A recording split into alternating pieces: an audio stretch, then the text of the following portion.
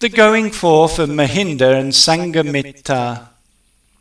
On that day the great king, decked out with all adornments, together with his harem and ministers, and surrounded by his army, went to his own monastery as though splitting the whole earth, and after worshipping the supreme community, stood in the midst of the community.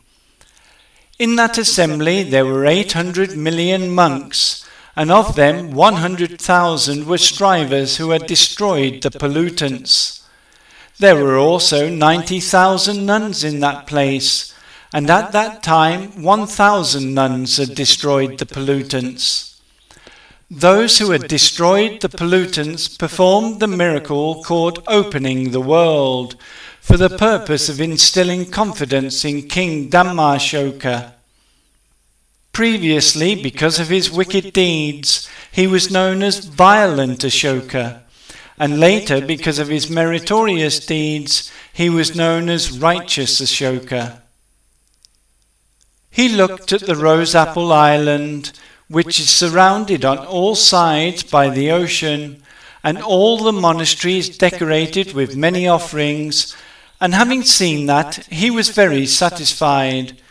And after sitting down, he asked the community, "Was anyone, venerable sirs, so generous in the dispensation of the greatly fortunate one?"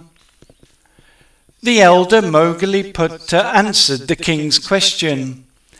"Even while the fortunate one was living, there has been no generosity like unto yours."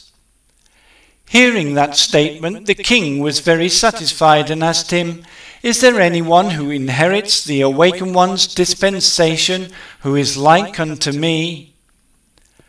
The elder saw the supporting conditions of the king's son Mahinda, and similarly of the king's daughter Sanghamittā, and seeing the conditions for the growth of the dispensation, being responsible for the dispensation, he answered the king, "Even such a one who is greatly generous is not known as an heir in the dispensation. Whoever, great king, having amassed a heap of wealth from the plains of the earth up to the tip of the Brahma worlds, and would give it all as a great donation to the community of monks, is still only known as a supporter of material requisites, O ruler of men. But he who lets his son or daughter go forth in the dispensation is a true supporter of the dispensation as well as our material supporter." Then the Lord of the world, wishing to have the nature of a supporter of the dispensation, asked Mahinda and Sanghamitta as they were standing there, "Will you go forth, dears? Going forth is known as a great thing." Hearing their father's statement, they said this to their father, "Today we will go forth if the God King wishes. There will be gain for us and for you in our going forth." Since the time of Prince Tissa's going forth, the young man Mahinda had naturally desired to go forth, and Sanghamitta had made a resolve at her husband Agibrahma's going forth.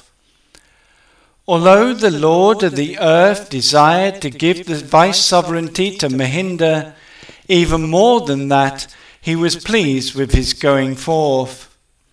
His dear son Mahinda, who was wise, handsome, and very strong, he let go forth with festivities, and also his daughter Sanghamitta. Then Mahinda, the king's joy, was 20 years old, and the king's daughter Sanghamitta had reached 18.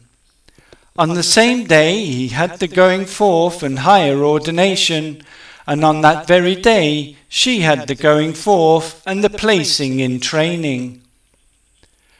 The prince's preceptor was called Moggali. The elder Mahadeva let him go forth, but Majantika made the formal announcement, and in the place of the higher ordination, Mahinda attained worthiness together with the analytic knowledges.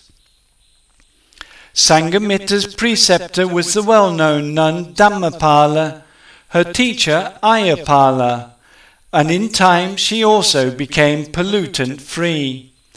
They both were lights of the dispensation and helpers of the island of Lanka, and they went forth 6 years after King Dhammashoka came to the throne.